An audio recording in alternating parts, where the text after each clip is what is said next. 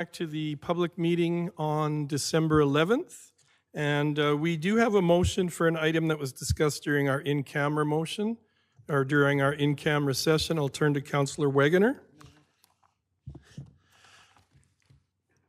I move that council approve the recommendation for 3.2 land item as presented in the confidential administrative report as discussed in camera, and that the details of the discussion remain confidential pursuant to section 24(1)(a) of the Freedom of Information and Protection of Privacy Act. Thank you. You've all heard the motion. I'll ask the question. All in favor? Aye. And the motion is carried. We have no public hearing tonight, and we have no public comments that were sent in. So we move now to delegations. And we have 6.1, 2024-2025 RCMP Quarter 2 Municipal Policing Report. Staff Sergeant, good evening and welcome.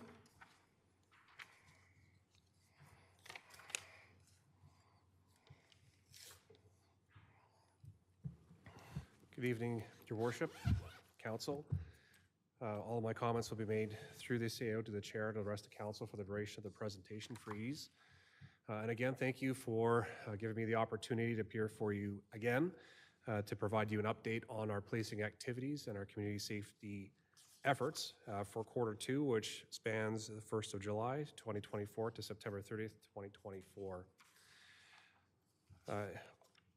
In brief, we're still making progress with all of our three priorities, the first of that being the reduction of property crimes by seeking to either maintain or reduce theft of motor vehicles, break-and enters, and theft from motor vehicles by up to 5% from the 6-year average. Our regular crime prevention activities are in place, as I've described before, that being the Habitual Offender Management Program, which remains quite successful. We monitored 12 offenders through Quarter 2. Our Persons of Interest program remains in effect, as well as our other crime prevention activities. Again, as I've just detailed before Council on prior appearances, again, knowing that Council is quite busy, I will forego some of the detail for some efficiency. As you'll see before you on page 3, our graphics here to outline where we are in Quarter 2 with respect to our progress, as delineated by the red line at the top and the blue at the bottom, depicting our historical highs and lows. For Quarter 2, for break-and enters, you'll see that we're below our historical lows for Quarter 2. For theft of motor vehicles, the same yet again, we're below our historical lows for Quarter 2, and the same for theft from motor vehicles. At this point in time, not only do we make reductions in those areas, but we are at 6-year lows for Quarter 2 in all three measurable areas for property crimes. And again, in no small measure as a result of the ongoing efforts of our members to execute the community safety and crime prevention programs that we have in place. I've given some brief detail on the following page as far as some breakdowns of the break-and enters and theft of vehicles by type to give you a little more detail, and that's there for you at your reading pleasure. Our traffic safety initiative, again, rolling out our regular enforcement activities. As you'll see here, Constable Socket was awarded the Corporal Cummings Award. We presented that to him in front of the detachment, and that's for charging more than 15 impaired drivers in a year, where a member will be awarded that award. So congratulations to him. We're very proud of the members in our detachment. By the next report, I'll be able to comment on 3 more members who won Corporal Cummings Award awards through this past year as well. So again, their efforts have been very tireless with targeting those who are the most, who pose the most risk to people on our roadways, and those being people who display aggressive driving habits or are operating under the influence of either alcohol or drugs. Our check stock program remains in place, as well as our bar walk program. But again, as you'll see with the results that we see here, the reportable collisions are quite substantially reduced. We do see a slight elevation in injury collisions, that being at 5 collisions for Quarter 2. I can tell you that the collisions that occurred, the 2 most significant ones were rear end type collisions. But that said, while there may be injuries, they were minor. I think it's positive to see that all of our overall collisions were reduced for Quarter 2. And as a bit of an asterisk to that, this year, the claimable amount for reportable collisions increased from $2,000 to $5,000, so that, I believe that's had some effect. But again, our members have been quite proactive in making sure that our roads are safe. You'll see on the following page the collision factors, as well as where our results are, where we are with injury collisions from our 6-year average. As far as quarter 2 is concerned, we're slightly up in quarter 2, but again, as you'll see, we're at 6-year lows, and we're exceeding where we were last year by a substantial amount. You'll see our collision reports here, and it's in a graph at the bottom of the page, year to date, with respect to reportable injury collisions, just as a more of a visual from last year to this year. Our roads are in exceptional shape, and again, our members have been doing a great job maintaining pressure on our road safety initiatives. Our third priority being community engagement. So this quarter took us through the end of the school year and through the summer months, which is quite busy for us in Strathmore for our festivities. You'll see, on July 17th, two of our members in our detachment, Constable Planets, Constable Shake, who met with our foreign exchange students that wanted to learn more about policing, and specific meeting Royal Canadian Mounted Police. It was actually an interesting opportunity because both Constable Planets and Shake are people who emigrated to Canada themselves, and again, adapted to life here in Canada, became policemen as well. So I think that was an interesting topic to discuss in that session, and I think the students got quite a bit out of it. As you can see, Stampede, quite busy for us. Our members did have a high visible presence throughout the Stampede season, leading the parade, and again, their high visibility efforts, making sure that we're keeping everybody having a good time and safe throughout the celebrations throughout that weekend. The Medieval Fair is actually the second time it's happened here in Strathmore, and it's actually quite an interesting experience. Our members have been out there this year. It was a broadsword last year, and in the reporting you see that our members posed beside I guess it was the local mountain. If you watch Game of Thrones, the fellow was over 6 feet tall, but in their armor. But again, our members do enjoy being present during these community events, and that remained consistent throughout this quarter. Other initiatives that remain in place, just as a reminder, is our Alberta Capture program. Anyone can sign up to include their details with respect to their video surveillance that may be on their properties and businesses. We do encourage whether people who live in Strathmore or our surrounding areas to join. It does actually help when we're looking for video surveillance that might exist in whatever area crimes might occur. The online crime reporting app, that's another way that people can report non-emergent matters to the police that can receive timely response, and then again, we'll be forward to our detachment if it requires any further attention. All of that can be accessed through the Alberta RCMP app. It takes you to the crime mapping, our crime statistics, Crime Stoppers, etc. Great source of information. I'd recommend it to anyone. Our Watch Clerk program, as of the end of this report, for quarter 2, all of our positions were filled, and again, it's still a very valuable contribution to helping our members remain visible in the community and out in our surrounding areas. You have before you our year-to-date calls for service, which is fairly comparable with last year, as well as our traffic investigations, as you'll see in the next page. Overall, I can say that we've made some measurable progress throughout this quarter. I'd like to keep that momentum up throughout the year, and again, I'd like to make sure that we're acknowledging our members who are out there doing the best to ensure that our community is safe. I can tell you that the crime statistics that I did forward, Council, I appreciate that you haven't seen it yet, but as of year to date, or calendar year to date, from January to November, overall our total criminal code offenses, we've seen a 26% reduction. So you'll see more of that as I provided to administration, and I'm sure you'll receive it in due course. That is my report for this quarter. Again, scheduling aside, my regrets for the delay in coming before you for council. But again, quarter 3 should be coming quite soon. Thank you, Staff Sergeant. Once again, I'm always impressed with the clarity of the report and being able to follow along and read through it and understand it well, or better than I used to in past terms. Councillor Wagoner. I just have one question. Again, thank you for your report. Yeah, I find them great as well. I had somebody ask me about, now I'm probably saying this wrong, but that secure license plate screw program that you guys have in place. Their question, the question was, they can go to some of the dealerships, they can go to the fire department, they can go to the RCMP detachment, but to get that off, they have to go back to one of those places to have the license plate removed. Am I correct on Yeah, that? yes, it is that secure, Councillor Wagner. I guess that we recommend to people, if you're planning on selling your car or transferring plate, maybe a week in advance, just have the security fastener swapped out and proceed as usual.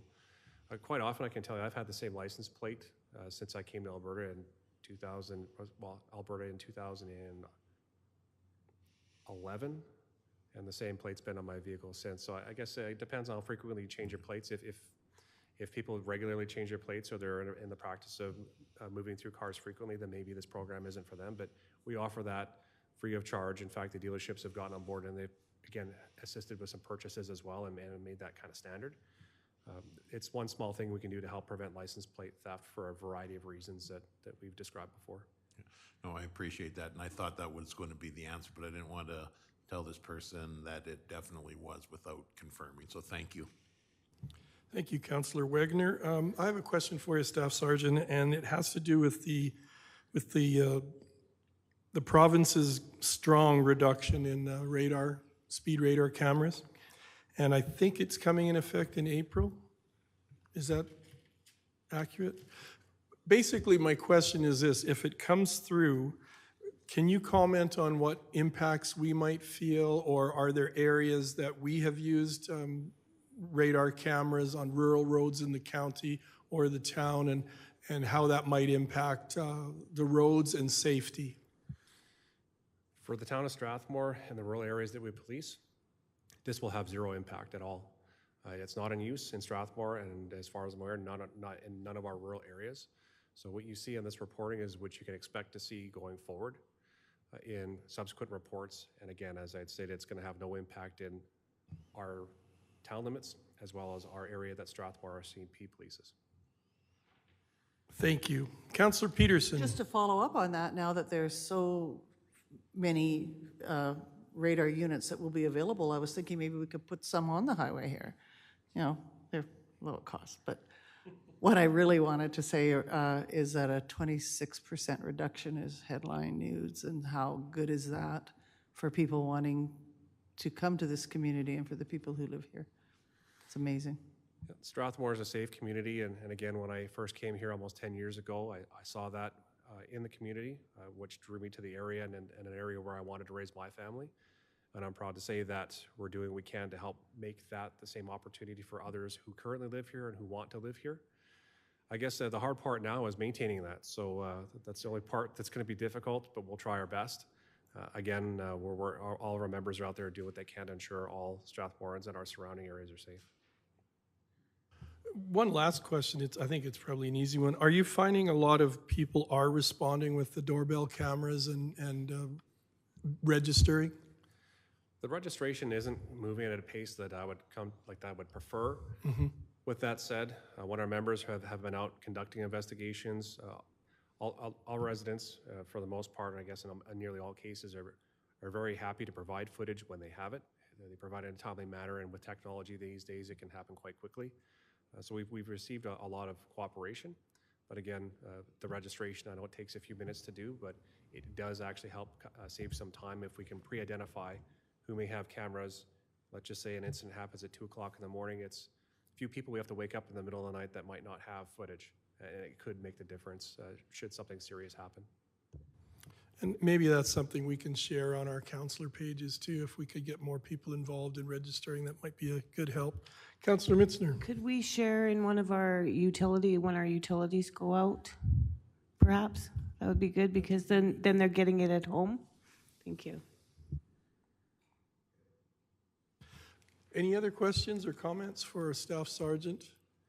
Thank you again for your report and its clarity, and good to have you back for your presentation, and we wish you both a Merry Christmas and your families. Thank you, Your Worship, Council. We move now to item 7, the consent agenda. Are there any items on that consent agenda that anyone would like to have removed and discussed separately? If not, we're looking for a motion. Councillor Langmaid. I move that council adopt the recommendations of the following agenda reports by an omnibus motion. 8.1, regular council meeting minutes for December 4th, 2024. 11.2.1, Wademsa organization meeting minutes for November 2nd, 2023. 2024, I'm going to guess that should stay. And no, it should be 2023. All right, November 2nd, 2023, and Wademsa regular meeting minutes, October 21st, 2024.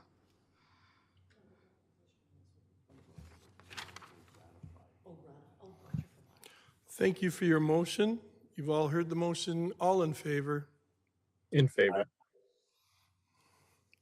Councillor Montgomery, are you able to be on screen for the rest of this meeting?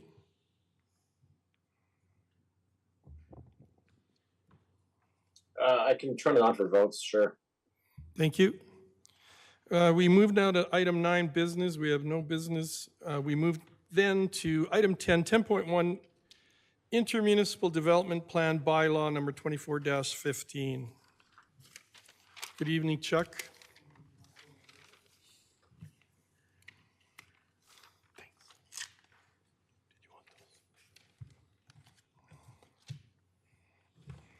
I just have a very brief presentation, mostly a refresher for council and administration tonight. Uh-oh. I hope the clicker works.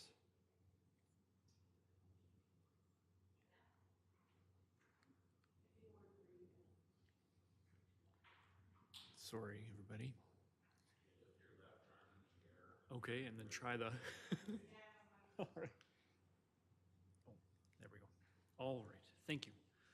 Thanks, Veronica, for saving the day. Okay, so just wanted to have a quick thank you to the team, Brian, Vicky, CAO Scoble, Director Dugdale, Claudette, and the project team, our colleagues at Wheatland County. Everybody worked really hard on this project.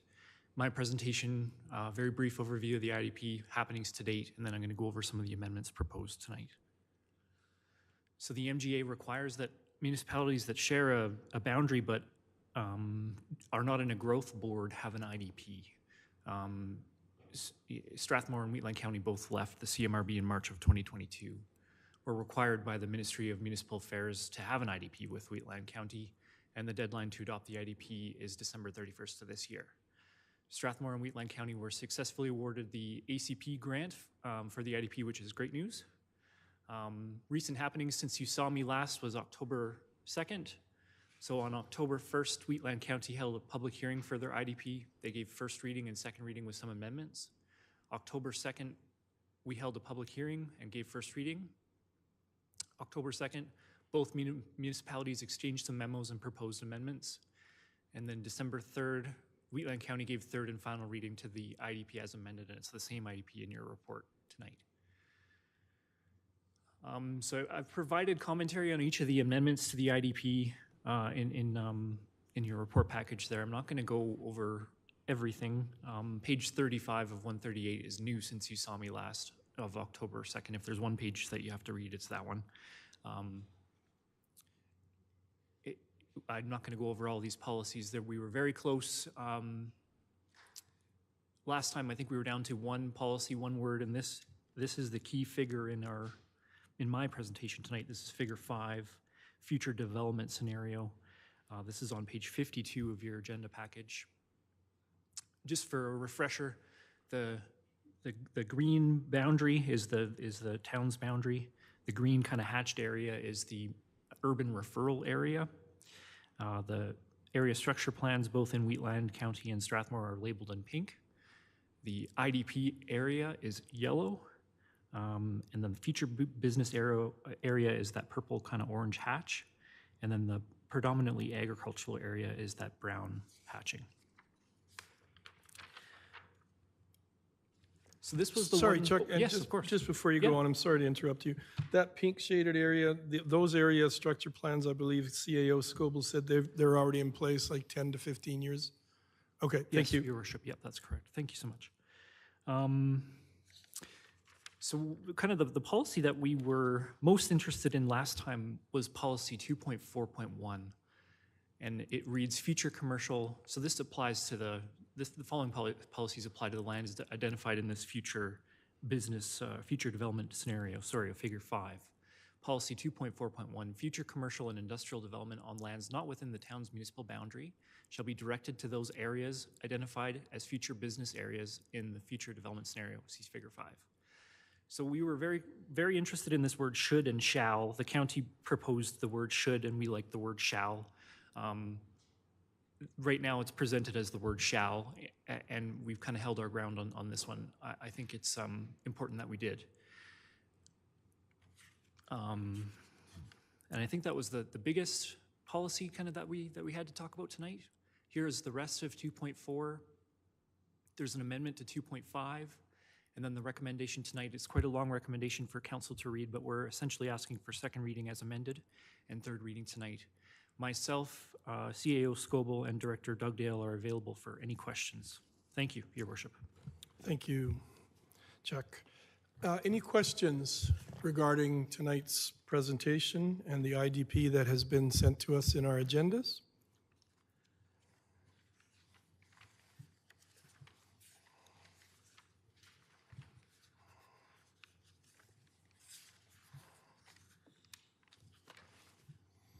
Seeing and hearing none. Anyone prepared to make a motion? Councillor Peterson. Your Worship, I would move that council give second reading to bylaw number 24-15, being a bylaw to adopt the Town of Strathmore and Wheatland County Intermunicipal Development Plan. Have I got the wrong one? No, it's As just amended. on the bylaw, Councillor Wegener pointed out that, okay, you know. All right, thank you. Councillor Peterson, sorry about that. Please continue. I finished, Your Worship. All right, we have a motion on the floor. I'll call the... So Your Worship, I just wanted to say that, you know, you so often have reminded us that it was at the behest of Wheatland County that the Town of Strathmore, in the interest of future collaboration, left the CMRB. We both left the CMRB so that we could do this. And so, you know, I'm really hopeful that this is the beginning of a really fruitful partnership where we will work together to make sure that all of our community acts as one, and that we recognize that whether you live in the villages, the county of Wheatland, or the town of Strathmore, that we will work together for the betterment of all of our citizens. Thank you, Councillor Peterson. Councillor Langmaid, and then Councillor Wiley.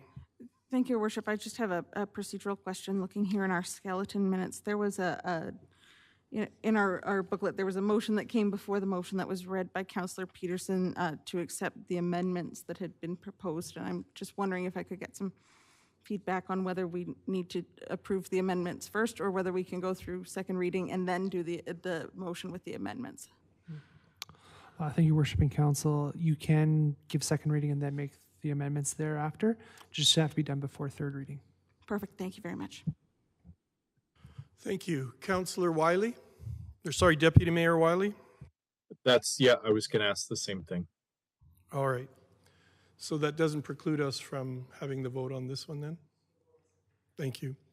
Any further discussion? Then I'll call the question. All in favor? And opposed? That motion is carried.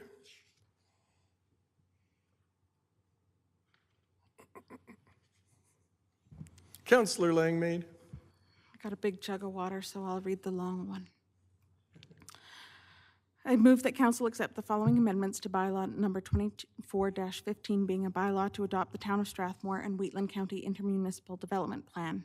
Add section 1-2, policy interpretation, which states, throughout this plan, the operative words shall, should, and may are used to indicate varying degrees of obligation for following and or enforcing the intended action of a given policy.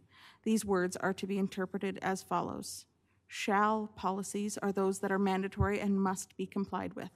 Should policies are those that both municipalities encourage compliance with. The principle is required, but the method and level of compliance is subject to the discretion of the applicable approving authority. May policies are discretionary, with the level of required compliance determined by the applicable approving authority at that point in time. At footnote 1 to section 1-6, current land use analysis, as reads, a land use analysis was prepared to better understand what type of development has occurred to date and to identify the remaining developable land within the study area. To state, for the purposes of a growth analysis, absorbed land supply is defined as land zoned for non-agricultural purposes under the land use bylaw of the respective municipality and subdivided for development. Meanwhile, unabsorbed land supply is defined as lands not yet zoned for non-agricultural purposes and/or subdivided for development. In the county's rural context, agricultural uses are an important part of its culture, community, and economy. Rather than being seen as developed lands in waiting, they are important as agricultural land in and of themselves. Change the wording in section 1-8 IDP planning process to read, Phase 6, refine and adopt the IDP refinements have been made to plan policies to reflect Phase 5 feedback, and separate public hearings occurred in October 2024. Change the wording in general land use policy section 2.3.2 to state the development of new or expansion of existing confined feeding operations, CFOs, or standalone manure storage facilities as defined by the Agricultural Operation Practices Act within the plan area shall not be supported. Add section 2.4.2 to 2.4 future business area land use policy to state, notwithstanding policy 2.4.1, lands within existing approved area structure plans shall be allowed to develop in accordance with those plans as amended from time to time, so long as that development is consistent with the direction and intent of this IDP. And finally, to change the wording in predominantly agricultural lands policy section 2.5.2A to state, the site is located along or near a transportation route such as a provincial highway or a developed roadway. Thank you, Councillor Langmaid. Did you want to speak to your motion? No, I think that's thank goodness. Councillor Wegener? I'd just like to, again, thank administration for all the hard work they did on this. I did have a lot of concerns prior to tonight's meeting. Those concerns were put to rest by the senior leadership team, so I really appreciate that. And I guess what I'm looking forward to is hopefully we can work with the county and accomplish some things. So I will be supporting this. Thank you. Thank you. We have a motion on the floor for the amendments. If there's no further discussion, I'll call the question. All in favor? In favor. And that motion is carried. We move now to... No, you can't. We now have a motion that needs to be made for third reading. Councillor Wegener? Don't you mean second reading? I think we did second. Did we? That was, okay. I move that council give third reading to bylaw number 2415, being a bylaw to adopt the Town of Strathmore and Wheatland County Intermunicipal Development Plan. Thank you for that motion, and I'll call the question. All in favor? In favor. And the motion is carried. And I'd like to echo Councillor Wegener's statements. Chuck, all the staff, Jamie, CAO Scoble, having it go to the two administrations to work with was a very solid idea, and the work you all put into it is very much appreciated and respected. Thank you all.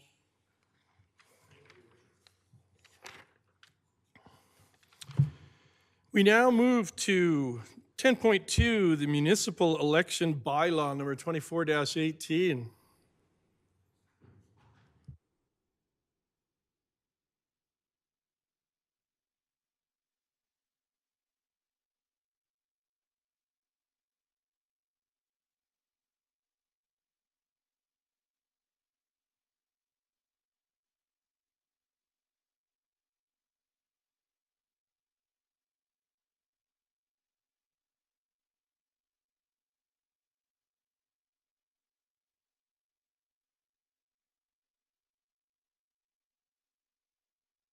Councillor Montgomery, are you able to be on screen at all in this meeting? I thought we had an agreement as a council.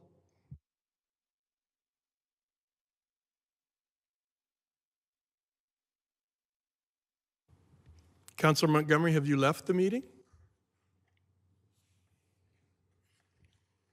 No, I'm here. I'll turn my camera on for the votes. I mean, like, I believe am I even on screen right now? What question did you just ask me? I couldn't understand you. Am I on screen right now? No. Like, can you see my image? We can see your image. We can't see you live. Oh, okay. Okay, well, like, I'm here. I thought we had an agreement as a council that if you do zoom in, you'll be on the screen the majority of time, live on screen.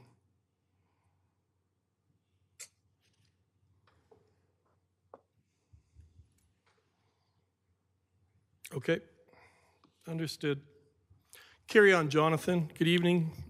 Thank you, Worshiping Council. So before you today, we have the municipal election bylaw for your review and consideration. As you may recall, this bylaw or a version of it was presented to you, I think, September 11th of this year.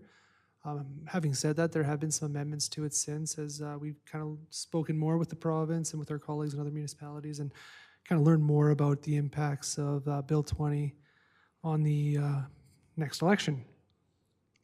So, as you're aware, the Municipal Affairs Statutes Amendment Act amended both the LAEA and the MGA and came to full force on October 31st of this year.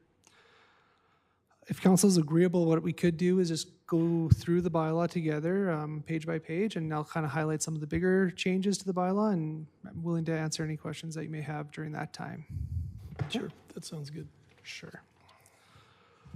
So, quick note here as we get to definitions. I think we did add a couple definitions to the bylaw, mostly for the counting center, election signage, and special ballot, which we can get to later on as we get to review the bylaw.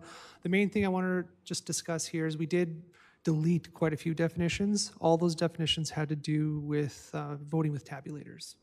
So things like tally register tape, vote tabulator, automated voting system, those types of definitions were deleted from the bylaw.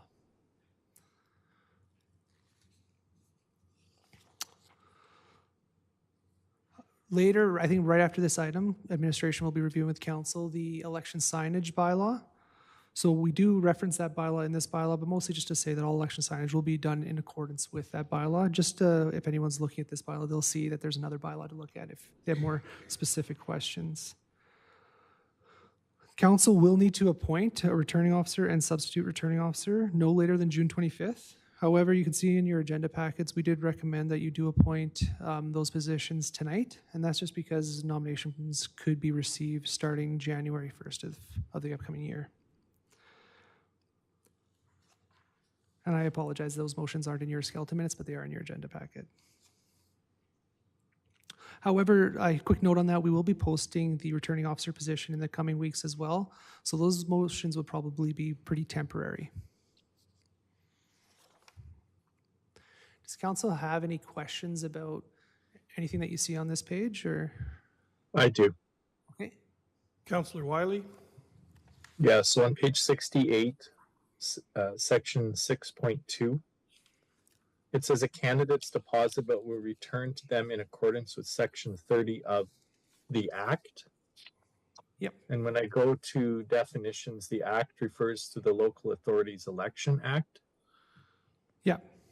But I couldn't, unless I'm on an outdated version of that, I couldn't find anything in the Local Authorities Election Act about, I looked at section 30 and couldn't find anything about the nomination fees. In fact, it said that the nomination, from my understanding, nomination fees are something that's set by municipalities and not the provincial authority. Yes, so just give me a second here. I'll pull up the section. It's section 30 of the LAEA. Yeah. And what it refers I might be on an outdated version. Okay.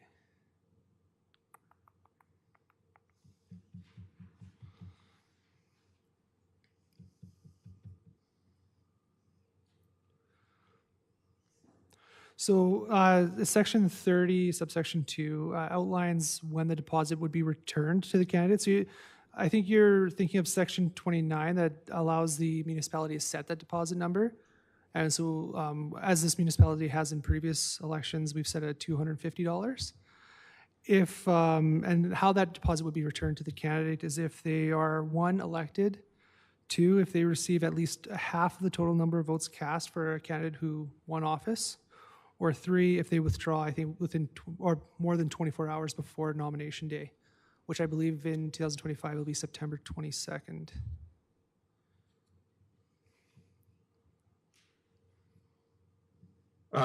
Okay, I must have the wrong thing in front of me. So that is what it says?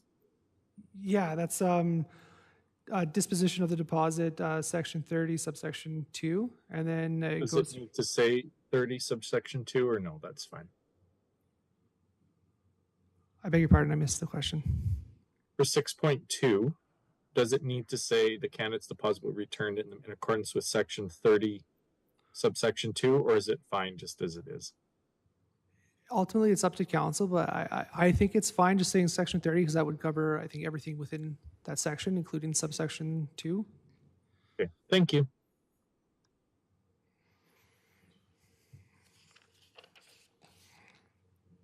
Any other questions on this page? I guess the one thing maybe I'll just add as well for advance votes, those dates and times are set by the returning officer once council appoints them. You may recall in 2021, the town, set advanced vote dates for October 15th and 16th. We'll probably do a similar thing this upcoming year, 2 or 3 advanced voting days as well. We've already looked into potential facilities to book for those days as well. Councillor Peterson. It's okay. No, he's answered the question.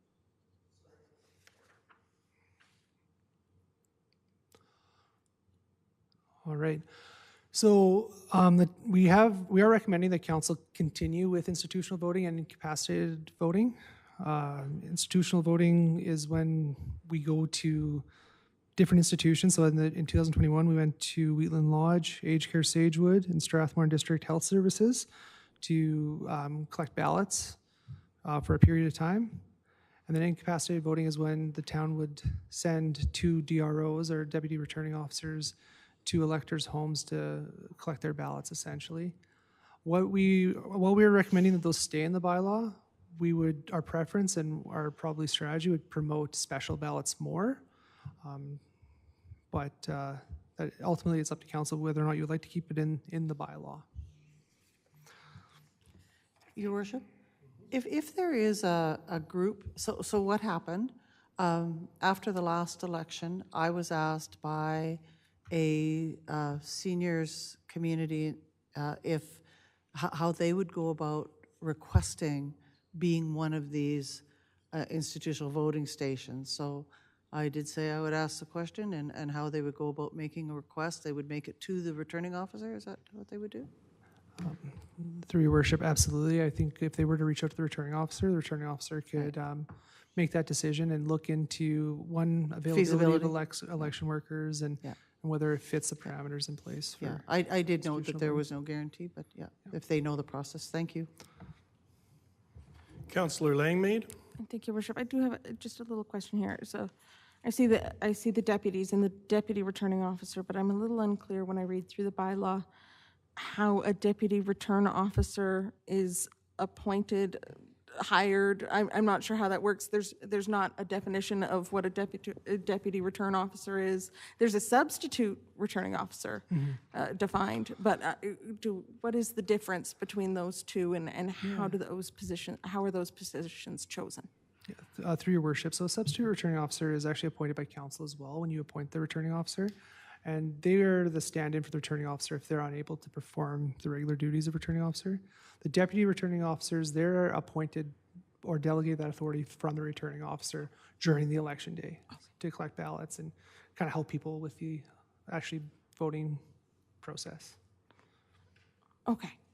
All right, thank you. That makes sense. I'm wondering if we need a definition of the deputy returning officer in the bylaw. If no one else is worried about it, I'm not going to create a big stink over it, but I just thought I'd ask if maybe it would be worth amending it just to add that definition. If nobody else is worried, then I'm happy to not make a big deal out of it.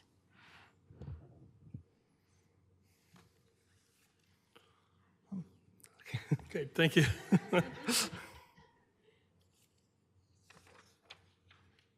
All right. Just, the other big thing you'll see on this page is permanent electors register. This is a new change with what was formerly known as Bill 20 for this upcoming election. It's section 49 in the LAEA. It states that a municipality must prepare a permanent electors register of residents in the municipality who are eligible to vote, and that is compiled and revised primarily using information received from the chief electoral officer.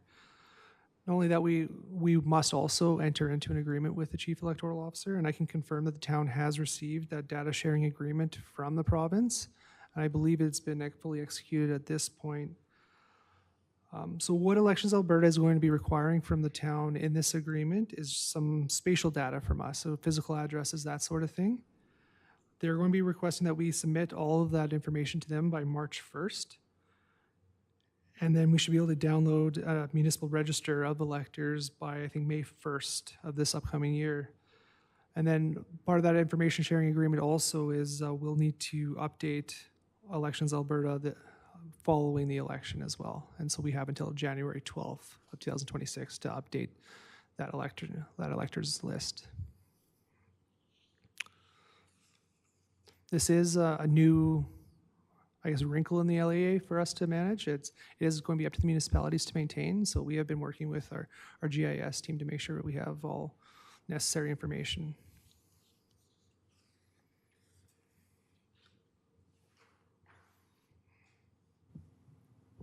The other thing you might notice in the bylaw before you is that we're recommending that council change voting hours to 10 a.m. to 8 p.m.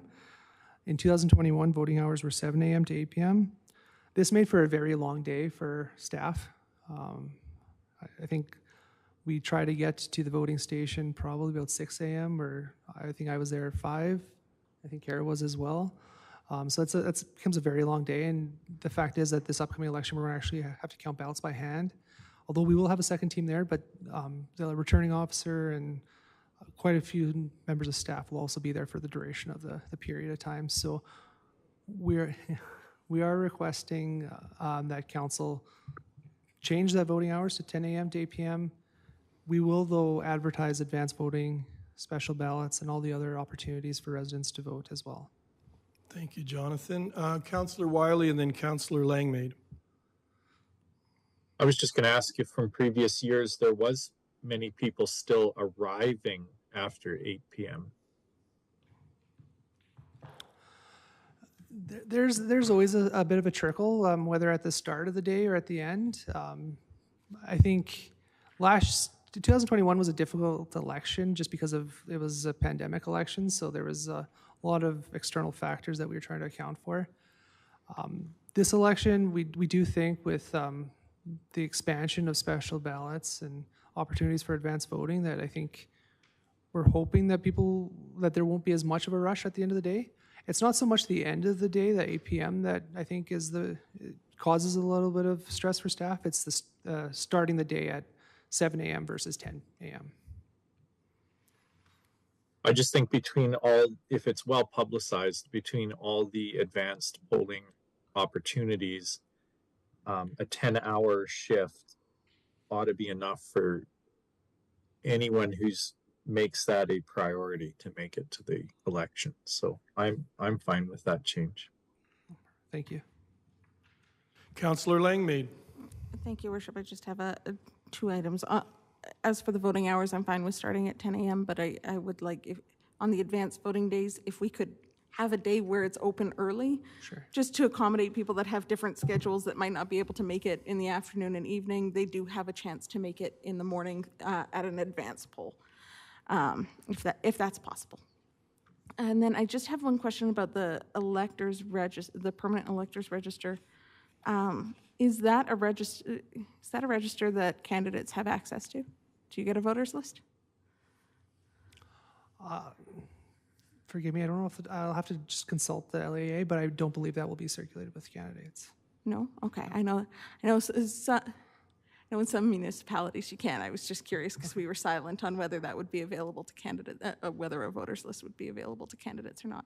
I'm happy to not have it available or have it available. I was just curious if we had plans for that. I guess It's going to be available election day. Like, as scrutineers will be able to see that information.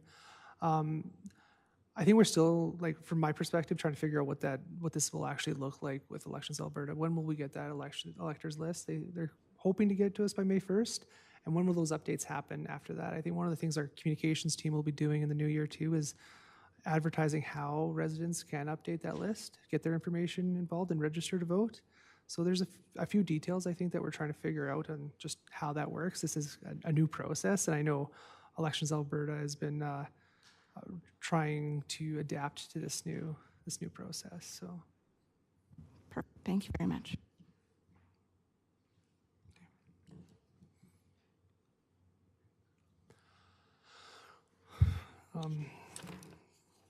If council's good with this page, I can move on to special ballots. So this was another key change in the LAEA, and we've kind of mentioned already a little bit. So in previous elections, it was a little bit more restricted on who could access special ballots.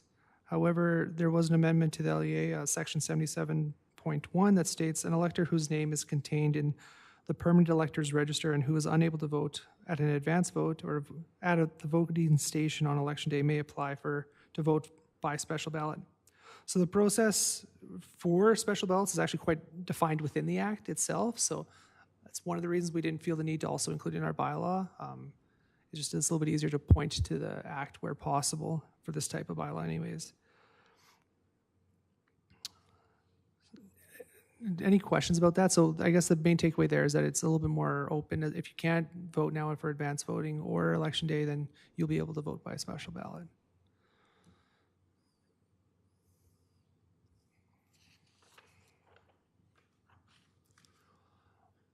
We did have quite a few amendments in the voting procedures, but again, that was mostly just to remove all references to tabulators and voting through that automated system. We did remove the section on identifications, but we're just moving that section now into the voting procedure and again pointing to the LEA where we can, and then also referencing that permanent electors register and how that comes to play on election day. Does council have any questions about the voting procedures?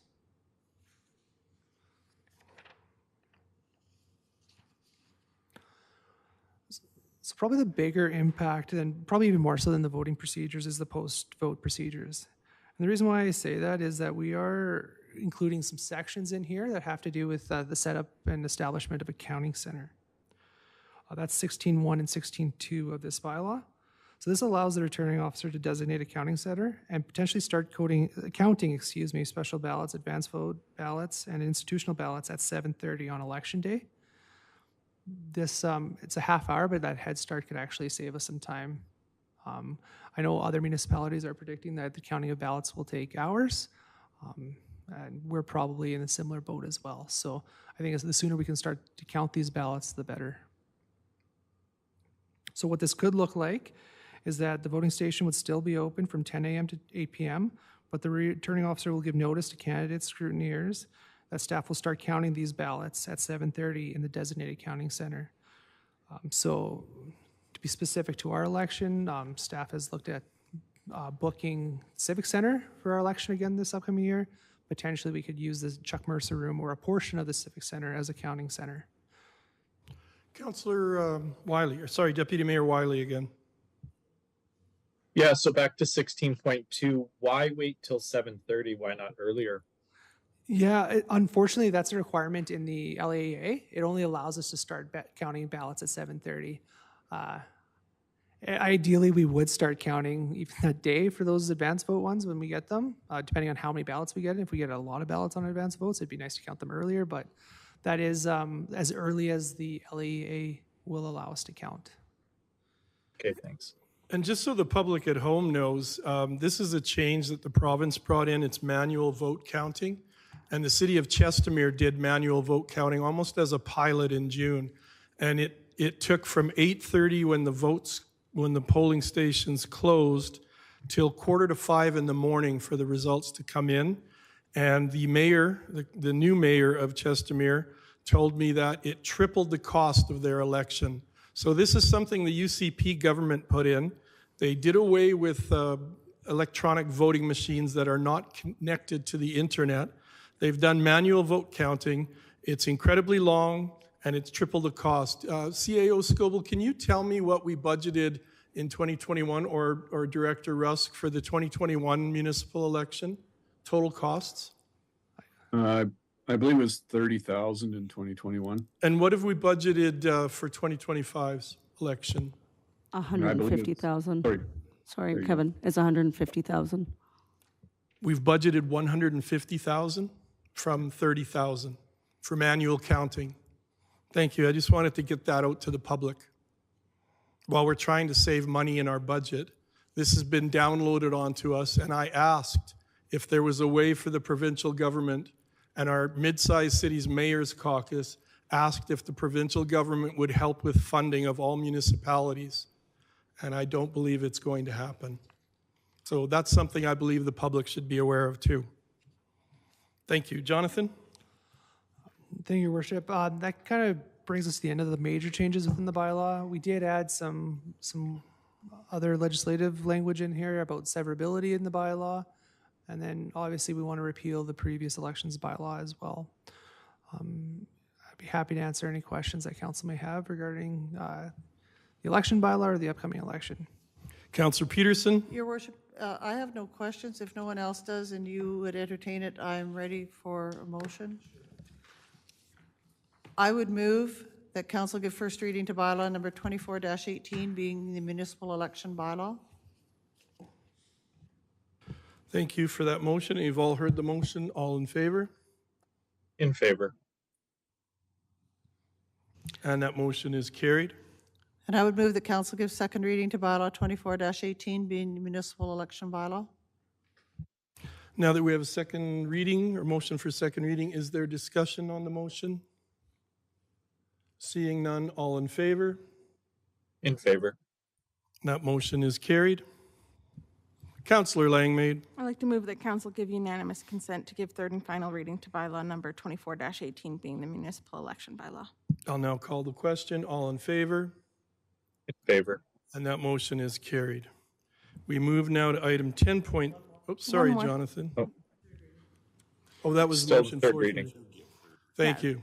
So I'd like, I move that council give third reading to bylaw 24-18, being the municipal election bylaw. Thank you for that motion. All in favor? In favor. And that motion is carried. Sorry, Councillor Langmaid, for cutting you off. that's all right. Thank you, Your Worship. I apologize. We forgot to include this in the skeleton minutes, but would council be willing to consider appointing a returning officer and substitute returning officer on a temporary basis until we can get the... Councillor Peterson? Thank you, Your Worship. I would move that council appoint Jonathan Strathy as the Town of Strathmore's returning officer for the 2025 municipal election. Do you want me to do them in the same motion? And that council appoint Claudette Thorhag as the Town of Strathmore substitute returning officer for the 2025 municipal election. Thank you. Is there a discussion on that motion? Seeing none, all in favor? In favor. And that motion is carried.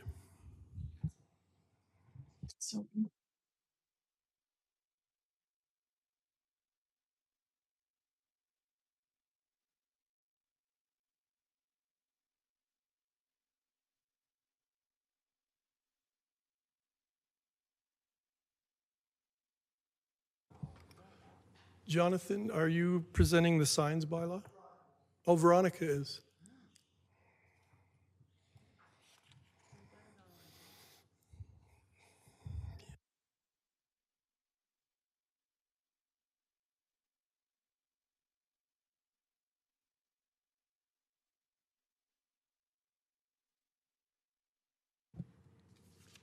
Good evening, Your Worship, Council.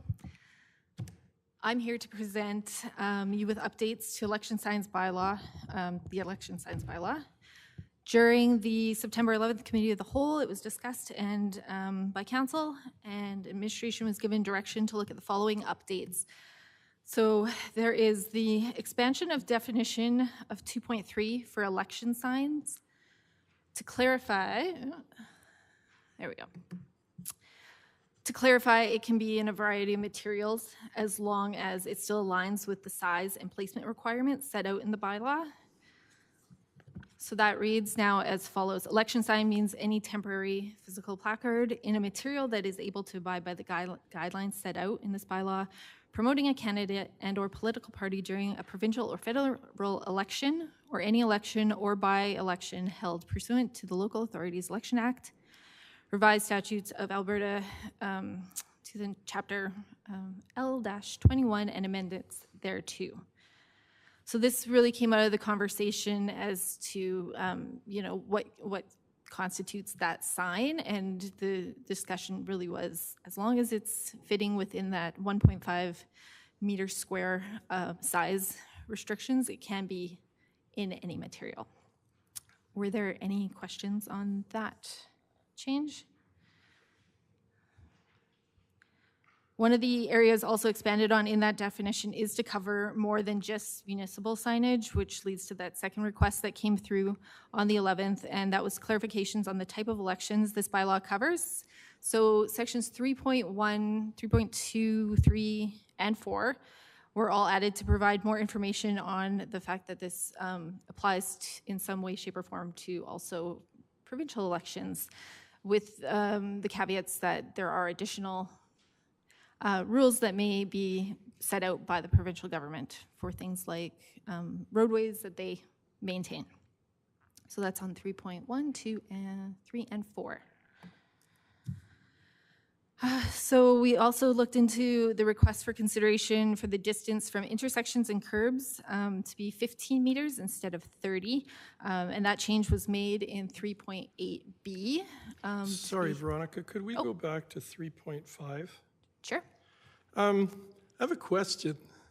I had a large banner that two people were gracious enough, they offered to put the banner on two separate fences. And the fence had one banner. They were like separate banners. The fence was on one, or the banner was on one fence, and then the other part of the slogan was on the other fence. Do the two fences banners, according to this, have to be 1.5 meters squared, or is each banner on each fence considered a separate sign? So I would also look at 3.8E in that. I did not see So that signs one. have to be 1.5 meters apart, election signs from each other, so I would potentially. We haven't stated as to if it's two separate candidates or the same candidate in this one. It's Seeing I signs, can't use election my signs banner. in I mean- general. I think council can look at making recommendations or changes if they would like. Okay. Tonight as well, or there could be some options to look at in placement. No, that's okay. Thanks. I was just wondering about how that would be viewed in writing or interpreted. Oh. Okay, sorry. Go on, Veronica. That clears up my confusion. Okay, so in 3.8B, the change was made for 15 meters from a curb as opposed to 30, so it is a lot shorter and easier to get around as well now. There was a request for in the schedule to lower the fees from, it was $300 and $200 before, and they're now set $100 and $200 there respectively. And that was just to make it a little easier as well. There is a penalty added for 4.4 for vandalism as well, with the caveat in the schedule that this could be in additional to criminal charges, because obviously that falls under the code there as well for the schedule. And then it was to be noted in September, it was asked a question as to how many official complaints municipal enforcement received in 2021 for the election, and we did get information from them that it was officially 2 that had to be investigated and acted on. So not an overly large problem. Obviously, they do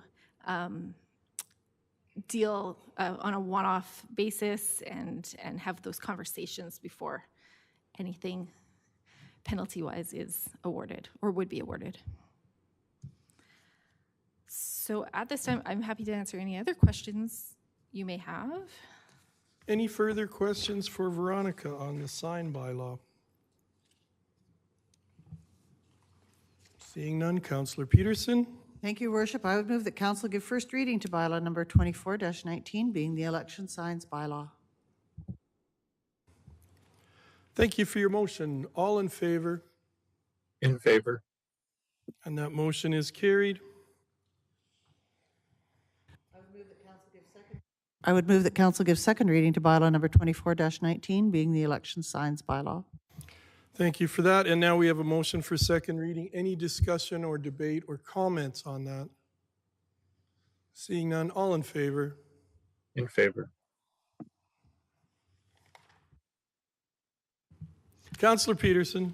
I would move that council give unanimous consent to give third and final reading to bylaw number 24-19, being the election signs bylaw. Thank you. All in favor? In favor. That motion is carried. Councillor Wegener. I move that council give third reading to bylaw 24-19, being the election signs bylaw. Thank you. All in favor? In favor. And that motion is carried. Thank you, Veronica. We move now to item 11, councillor information and inquiries. 11.1, questions between councillors and council statements.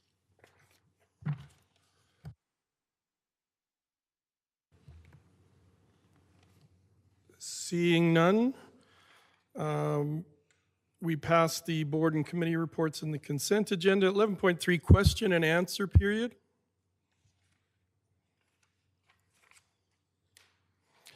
$11.4, administrative inquiries. Nope. 11.5, notices of motion. No. We have no correspondence tonight. And CAO Scoble, have we completed all our in-camera work? I'm drawing a blank. Yes, we have. Okay. So all we do now is thank you for all being here. Merry Christmas to everyone, to our staff for your hard work. Thanks. And I'll adjourn the meeting. Merry Christmas, everybody. Merry Christmas. Happy New Year.